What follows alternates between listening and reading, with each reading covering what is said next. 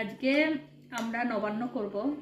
তো নবান্নের জন্য যে নতুন চাল, সেটা একজন কেউ এনে দিয়েছে, দুটো চাল আর কি দিয়েছে, সে নিয়ে এসছে, সেই জন্য আমাদেরকেও দিয়েছে। তাই আমরা নবান্ন করার জন্য করতে পারলাম।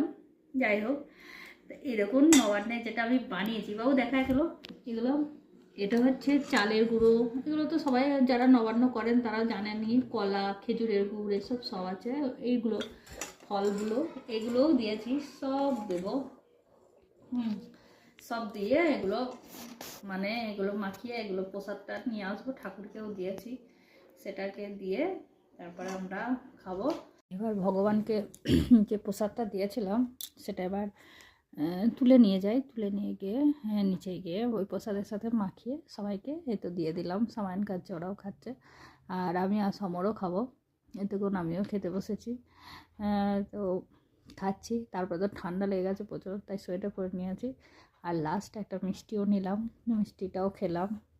এই দুপুরের কী রান্না হয়েছে চলুন সেটা দেখাই। বেগুন ভেজেছি, আর এটা হচ্ছে পালং শাকের ঘন্ট করেছি, আর একটা মিক্স সবজি মতো করেছি, বিনস, আলু, বড়ি, মূলো এসব দিয়ে।